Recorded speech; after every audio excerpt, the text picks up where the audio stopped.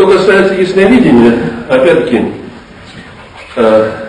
такое явление реальное, но часто люди не понимают это и не умеют пользоваться.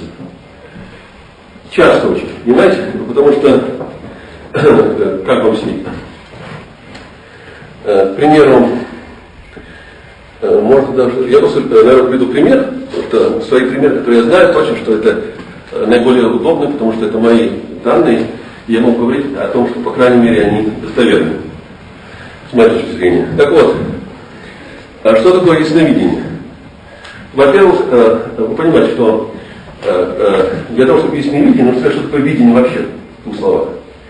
Потому что то объяснение, которое нам дает современная наука, к сожалению, никуда не годится. Потому что когда совмещают физику и медицины, биологии, когда биология не понимает физику, а физика не понимает биологию, получается нонсенс.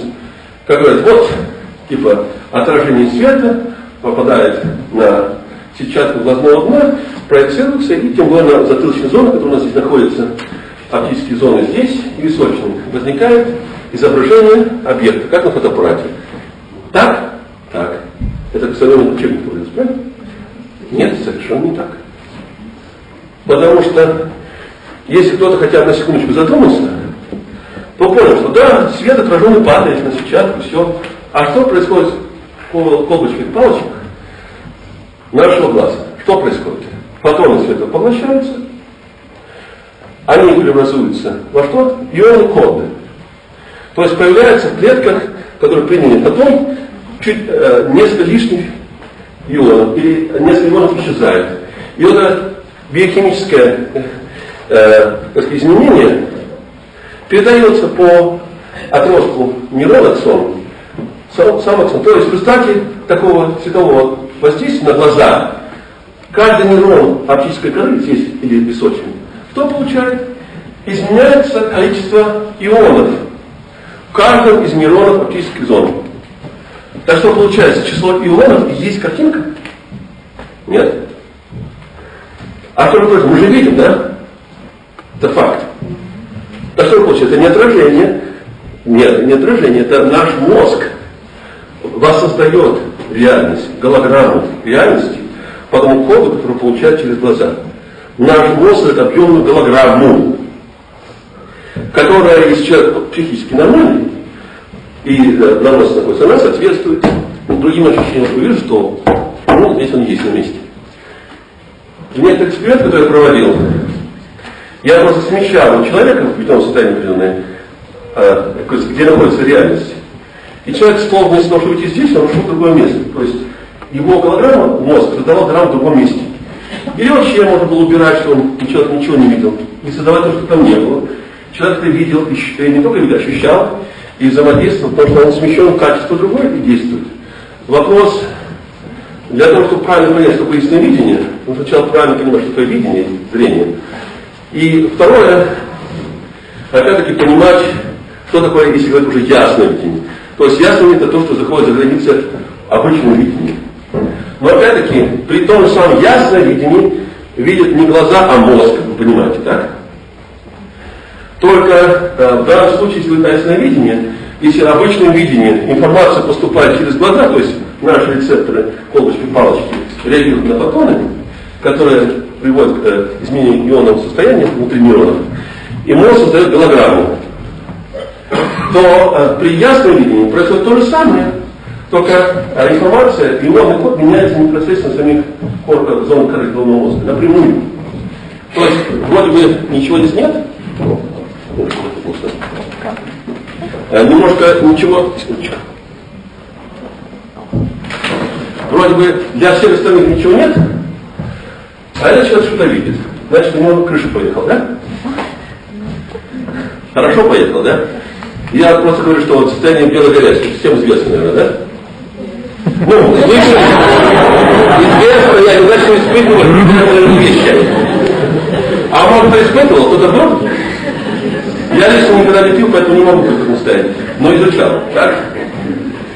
Так вот, состояние белой горячки, все люди, не зависит, когда это было, сегодня, вчера, 1000 лет назад, какой религию человек верит, где он был, какой народ и так далее, видит практически одно и то же. Правильно?